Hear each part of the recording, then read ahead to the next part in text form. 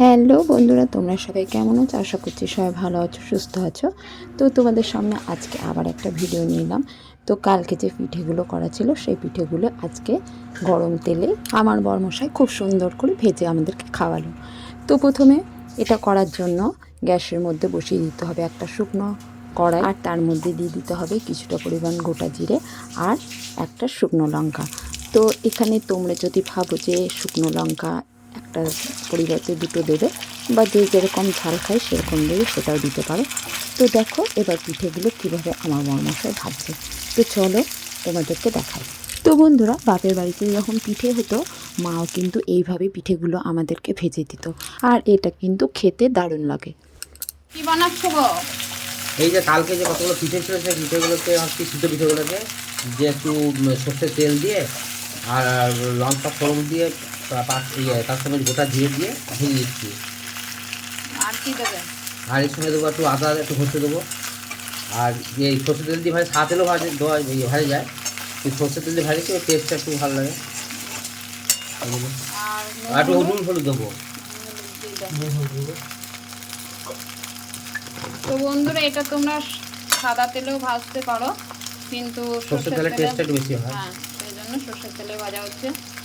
আর নুন দিতে হবে, সামান্য নুন দিতে হবে যাতে বেশি নুন না দেওয়া হয়। ভাপা পিঠে বা সেদ্ধ পিঠে এইরকম করে পরের দিন ভেজে খেলে খুবই ভালো লাগে। তো সেই জন্য এগুলোকে এখন আমরা ভেজে নিচ্ছি।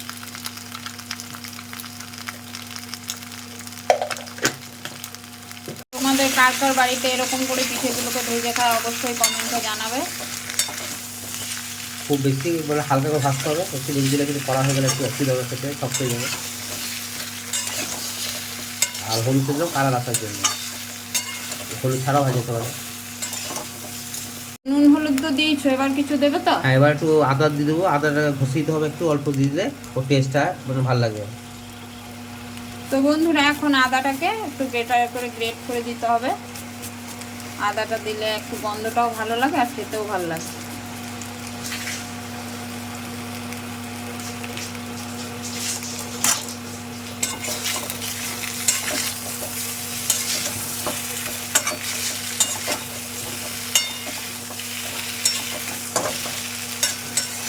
তো পিঠেগুলো কিন্তু খুব বেশি ভাজলে হবে না, বেশি ভাজলে আবার শক্ত হয়ে যাবে নাকি গো? একটু হালকা করে ভাজতে হবে।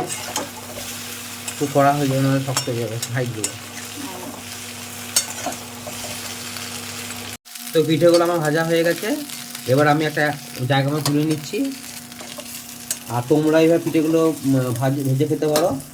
আর এইসব আর খেজুর গুড় দিয়ে এই পিঠেগুলো খেতে ভালোই লাগে। তো যদিও পিঠেগুলো তোমাদের দেখে ভাজাগুলো ভালো লাগে, তো অবশ্য লাইক করো, কমেন্ট করো, শেয়ার করো। আর দেখা হচ্ছে নেক্সট ভিডিওতে। তো বন্ধুরা, এই পিঠেগুলো কিন্তু খেতে খুবই ভালো লাগে। তো তোমরা যদি ভাবো যে ভেজে খাবো, তো অবশ্যই খেও। আজকে ভিডিওটা তোমাদের কেমন লাগলো অবশ্যই কমেন্টে জানিও। যদি ভালো লাগে অবশ্যই লাইক করো, কমেন্ট করো, শেয়ার করো।